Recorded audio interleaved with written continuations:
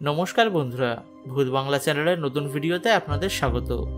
বন্ধুরা, কিছুদিন আগেই আমি ব্রহ্মযুগম এক্সপ্লেনেশন পার্ট 1-এ আপনাদের এই মুভির প্রথম হাফের সম্পূর্ণ স্টোরির সাথে চ্যানেলে হওয়া হইচই 1 ইয়ার সাবস্ক্রিপশন গিভঅ্যাওয়েতে আপনারা কিভাবে পার্টিসিপেট করতে পারবেন সেটা জানিয়েছিলাম। আর আজকের ভিডিওতে আমি ব্রহ্মযুগম মুভির সেকেন্ড হাফের স্টোরির সাথে এই গিভঅ্যাওয়েতে জেতা লাকি উইনারের নাম জানাবো। তাই ভিডিওটিকে একটু স্কিপ না করে আপনারা পুরো ভিডিওটি দেখতে থাকুন, কারণ ভিডিওর মাঝে যে কোনো একটা জায়গায় আমি উইনারের নাম ঘোষণা করব। তাহলে আসুন আর বেশি দেরি না করে আজকের ভিডিওটি শুরু করা যাক।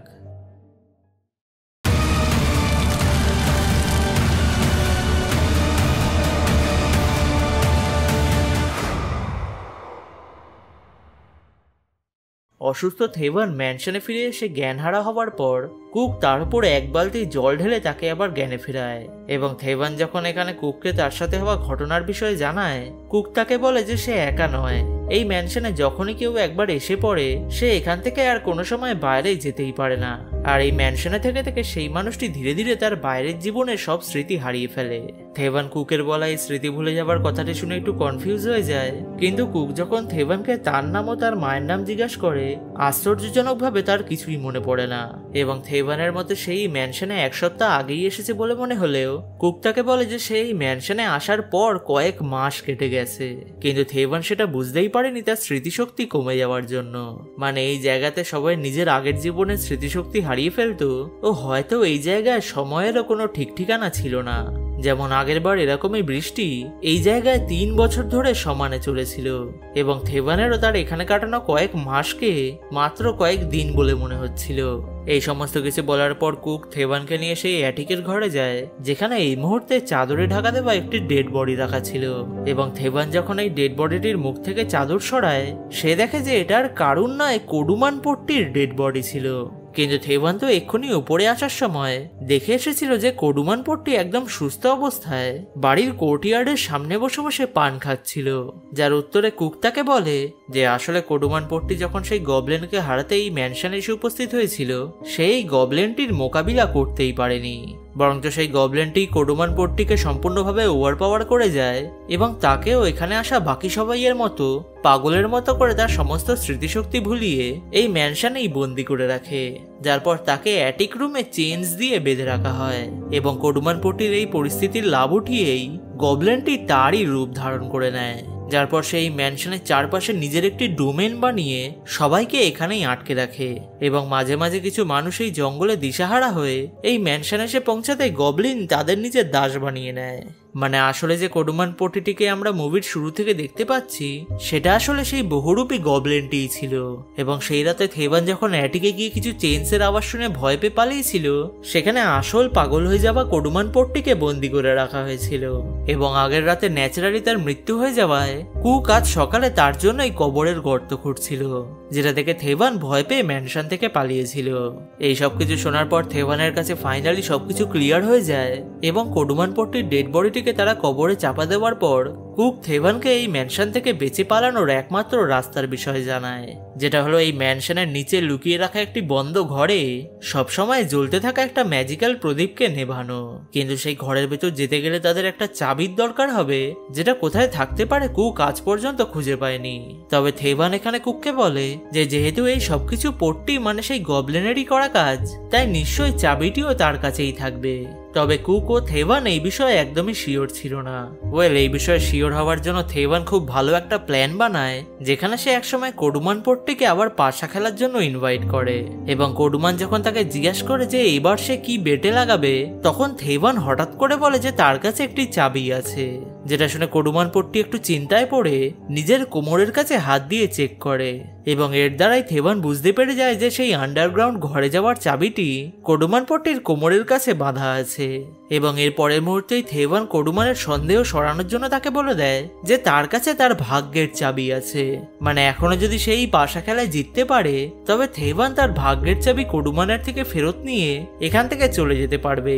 কিন্তু কোডুমান একেবারে এই গেম না খেলার জন্য থেভানকে না বলে এখান থেকে চলে যায়, কিন্তু এই মুহূর্তে থেভানের যা জানার ছিল সেটা সে জেনে গেছিল। এরপর কুক ও থেভান মিলে সেদিন রাতে কোডুমানের থেকে এই চাবিটি চুরি করার প্ল্যান করে কুক কোডুমানের জন্য খুব এলাহি খাবার বানাতে থাকে, যাতে রাত্রে কোডুমান খুব তাড়াতাড়ি ঘুমিয়ে পড়ে। কিন্তু এখানেই একসময় কোডুমান ঠিক কুকের পেছনে এসে উপস্থিত হয়, যেটা থেকে মনে হচ্ছিল যেন কোডুমান তাদের এই প্ল্যানের বিষয়ে জেনে গেছে। কোডুমান এখানে হঠাৎ করে কুকের গলা খুব জোরে টিপে ধরে, কিন্তু জানা যায় যে আসলে সেই প্ল্যানের সম্বন্ধে জানতে পারেনি, বরঞ্চ কুক একসময় শুধু কোডুমানের জন্য স্টোর রুমে জমা করে রাখা একটি মদ জাতীয় পানীয় দ্রব্য তার অনুমতি না দিয়ে থেভানকে পান করতে দিয়েছিল বলে কোডুমান কুককে এই বিষয়ে ওয়ার্নিং দিতে এসেছিল, এবং সে এখানে কুককে থেভানের জন্য খুব তাড়াতাড়ি একটি কবর খুঁড়ে রাখার আদেশ দিয়ে এখান থেকে চলে যায়। সেদিন রাতে কোডুমান কুকের বানানো এলাহি খাবার খেয়ে ও থেভানের গান শুনতে শুনতে ঘুমিয়ে পড়তে এই চান্সেই থেভান তার কোমর থেকে সেই চাবির গুচ্ছটি চুরি করে নিতে চায়। কিন্তু থেভান এখানে একটু অবাক হয়, কারণ কোডুমানের কোমরের কাছে তো এই সময় কিছুই ছিল না। ইতিমধ্যেই কোডুমান ঘুম থেকে উঠে থেভানের উপর অ্যাটাক করে দিয়ে তার গলা টিপে ধরে নিজের মুখ খুলে একটা উজ্জ্বল আলোর দ্বারা থেভানের আত্মা খেয়ে নেবার চেষ্টা করে। কিন্তু এই সময় মুভিতে একটা টুইস্ট আসে, যেখান থেকে আমরা জানতে পারি যে সকালে যখন কোডুমান রান্নাঘরে কুককে ওয়ার্নিং দিতে গেছিল, ঠিক সেই সময় কুক চালাকি করে কোডুমানের কোমর থেকে সেই চাবির গুচ্ছটি আস্তে করে চুরি করে নিয়েছিল, এবং এই মুহূর্তে সে ম্যানশনের নিচের সেই বন্ধ ঘরটিতে পৌঁছে গিয়ে সেখানে সবসময় জ্বলতে থাকা ম্যাজিক্যাল প্রদীপটিকে নিভিয়ে দিয়েছিল। এই কারণেই অন্যদিকে থেভান কোডুমানের এই অ্যাটাক থেকে বেঁচে যায়, এবং সেই ম্যাজিক্যাল প্রদীপটি নিভে যাওয়ায় কোডুমান জোরে একটা চিৎকার করে একদম স্ট্যাচুর মতো কিছুক্ষণ থেমে যায়। এরপর কুক ও থেভান কোডুমানের পুজোর ঘরে একসাথে এসে পৌঁছাতে কুক এখানে থেভানকে বলে যে তাদের এখনো আরেকটা কাজ করা বাকি রয়েছে, যেটা হলো সেই গবলিনকে এখন নিজেদের বশে এনে বরাহ দেবীর দেওয়া সেই বাক্সে তাকে আবার বন্দি করা। কারণ সেই গবলিনকে মানে কোডুমানকে যদি তারা এই অবস্থাতেই ছেড়ে চলে যায়, তবে সে আবার যে কোনো ভাবে তাদের খুঁজে বার করে ফেলে তাদেরকে প্রাণে মেরে ফেলবে।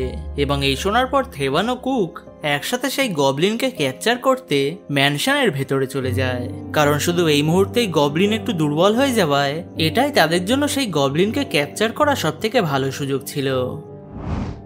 সো বন্ধুরা, এবার আমি মুভির ক্লাইম্যাক্সে যাওয়ার আগে আমার চ্যানেলে হওয়া গিভঅ্যাওয়ে উইনারের নাম আপনাদের জানাবো, এবং এই গিভঅ্যাওয়ে উইনারের নাম হলো অর্কপ্রভ চ্যাটার্জি, যে জিতে গেল আমার চ্যানেলে হওয়া প্রথম গিভঅ্যাওয়ে মানে হইচই এর 1 year subscription plan. So congratulations to Arkaprabha.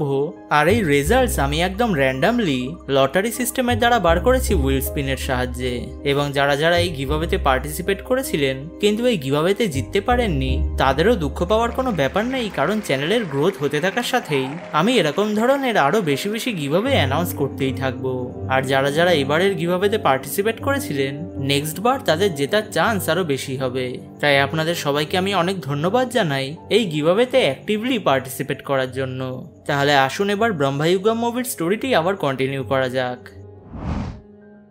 ম্যানশনের ভেতরকার একটা বিশাল সভায় গিয়ে পৌঁছাতে কোডুমান এখানে এসে কুক ও থেভানের ওপর অ্যাটাক করে দেয়, এবং এখানেই আমরা কুকের একটা সিক্রেট জানতে পারি।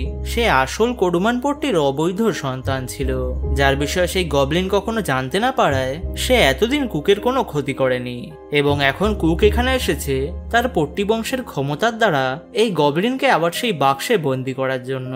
এই শোনার পরেই গবলিন কুক ও থেভানের ওপর মেন্টালি এবং ফিজিক্যালি অ্যাটাক করতে শুরু করে, যেখানে সে এই ম্যানশনের সব দেওয়ালগুলোকে ঘুরিয়ে ঘুরিয়ে কুক ও থেভানকে আলাদা করে তাদের উপর মেন্টাল টর্চার করছিল। কিন্তু তারা দুজনেই কোডুমানের এই ট্র্যাপ থেকে বেরিয়ে আসতে কোডুমান আবার তাদের মিথ্যা বলে তাদের লক্ষ্যভ্রষ্ট করার চেষ্টা করে, কিন্তু কুক ও থেভান দুজনেই তার একটাও কথা শোনে না, এবং শেষমেশ তারা দুজন কোডুমানকে ওভারপাওয়ার করে তার গায়ে আগুন লাগিয়ে দিতে সেই গবলিনটি প্রথমবার নিজের রূপে এসে দুর্বল হয়ে গিয়ে একটা সিঁড়ির তলায় গিয়ে লুকিয়ে পড়ে, এবং কুক কোডুমানের গায়ে আগুন লাগানোর আগেই তার হাত থেকে একটা আংটি খুলে নিয়েছিল, যার দ্বারা সে এখন এই গবলিনের ওপর নিজের মালিকত্ব স্থাপন করতে পারত। মানে কুকের আসল প্ল্যান গবলিনকে বন্ধ করা তো ছিলই না, বরঞ্চ সেই গবলিনের ব্যবহার করে নিজে সেটার অসীম ক্ষমতার মালিক হতে চাইছিল, এবং সে আবারও থেভানের মতো সাধারণ মানুষদের নিজের দাস বানিয়ে রাখার প্ল্যান করছিল। কিন্তু থেভান এখানে কুকের এই প্ল্যানের বিরুদ্ধে গিয়ে তাকে এই আংটি না পড়তে দেওয়ার জন্য তার সাথে মারপিট করতে শুরু করে, এবং এখানেই কুকের হাত থেকে একটি মশাল নিচে পড়ে গিয়ে পুরো ম্যানশনে আগুন আগুন জ্বলে গিয়ে ম্যানশনটি ধ্বংস হতে শুরু করে। আর এই সবকিছুই সেই গবলিনটি সিঁড়ির তলায় লুকিয়ে বসে বসে চুপচাপ দেখছিল। এখান থেকে সিন শিফট হয়ে পরের দিন সকালের কাহিনী দেখানো হয়, যেখানে সেই ম্যানশনটি সম্পূর্ণ ভেঙে যাওয়ার পর আমরা শুধু থেভানকে সেই ম্যানশন থেকে বেরিয়ে আসতে দেখি, এবং এখন সেই ম্যানশন ছেড়ে যাওয়ার জন্য সম্পূর্ণ ফ্রি হয়ে গেছিল। কিন্তু জঙ্গলের মধ্যে একটু দূর আসতেই কুক এখানে এসে আবার তার উপর অ্যাটাক করে দেয়। কিন্তু কিছুক্ষণ পরেই কুক কিছু একটা লক্ষ্য করে একদম ভয় পেয়ে গিয়ে থেভানকে অ্যাটাক করা থামিয়ে তার থেকে একটু দূরে চলে আসে, কারণ সে এতক্ষণে লক্ষ্য করে ফেলেছিল যে এতদিন থেভানের ডান কানে থাকা পুঁতিটি এখন কোনোভাবে তার বাঁ কানে চলে এসেছিল। এবং এখানে রিভিল হয় যে আসলে তো এটা আসল থেভান ছিলই না, বরঞ্চ আসল থেভান আগের রাতেই সেই ম্যানশনের তলায় চাপা পড়ে মারা গেছিল। মানে এটা আসলে সেই গবলিনটাই ছিল যে এখন থেভানের রূপ নিয়ে নিয়েছিল। কুক এখানে থেভানের কাছে সেই আংটিটি দেখে তাড়াতাড়ি করে এখান থেকে পালিয়ে নদী পার করার চেষ্টা করে। কিন্তু এখানে কিছু ব্রিটিশ সোলজার্স কুককে পাগলের মতো জঙ্গল থেকে বেরিয়ে আসতে দেখে দ্বিতীয়বার কিছু না ভেবেই তাকে শুট করে দেয়, কারণ কুককে এখানে দেখে মনে হচ্ছিল যেন সে তাদের উপর অ্যাটাক করতে আসছে। আর এর সাথেই কুকের জীবনকাল সমাপ্ত হয়। এরপর আমাদের আবার থেভানকে দেখানো হয় যে নদীর কাছে পৌঁছে সেটার জল দিয়ে নিজের মুখ ধুতে সে জলের মধ্যে নিজের প্রতিবিম্বে কডুমান পট্টির মুখ দেখতে পায়, যার দ্বারা আমরা বুঝতে পারি যে গবলিন এখন থেভানের রূপ নিয়ে একদম পুরোপুরি ফ্রি হয়ে গেছিল, এবং এখন সে পুরো দুনিয়ায় নিজের পাওয়ার্সের দ্বারা কি কি করে বেড়াবে সেই বিষয়ে কেউ জানতো না। আর এর সাথেই ব্রহ্মায়ুগম মুভিটি শেষ হয়ে যায়। সো এই ছিল ব্রহ্মায়ুগম মুভির সম্পূর্ণ স্টোরি, যেখানে শুরু থেকেই শক্তির লোভে প্রথমে পট্টিরা গবলিনকে এবং পরে গবলিন অন্য মানুষদের নিজের দাস বানিয়ে রেখে তাদের উপর নিজের মালিকত্ব প্রমাণ করতে চাইছিল, এবং শেষমেশ কুক ও থেভান মিলে গবলিনকে হারানোর পরেও কুকের এই শক্তি পাওয়ার লোভের কারণেই এত কষ্টের পরেও তারা এই গবলিনের কাছে হেরে গেছিল। পার্সোনালি এই মুভিটি আমার ঠিকঠাক লেগেছে, এবং মুভির ব্ল্যাক এন্ড হোয়াইট কালার প্যালেটের জন্য মুভিতে হওয়া ইনসিডেন্টগুলোকে ইনফ্যাক্ট এই পুরো মুভিটিকেই আরো বেশি সিনিস্টার বলে মনে হয়। আপনারা এই মুভির বিষয়ে আপনাদের ওপিনিয়ন কমেন্ট সেকশনে অবশ্যই জানিয়ে যাবেন, এবং আজকের এই ভিডিওটি আপনাদের ভালো লেগে থাকলে ভিডিওটিকে একটি লাইক করে আপনার ফ্যামিলি ও বন্ধুদের সাথে শেয়ারও করবেন। আর এরকমই আরো হরর রিলেটেড ভিডিওস দেখার জন্য আমার চ্যানেল ভূত বাংলাকে সাবস্ক্রাইব করে অল নোটিফিকেশন অন করে নিতেও একদমই ভুলবেন না। তাহলে আজকের মতো এটুকুই, দেখা হবে আর একটি নতুন ভূতের ভিডিওর সাথে। সবাই ভালো থাকবেন, ধন্যবাদ।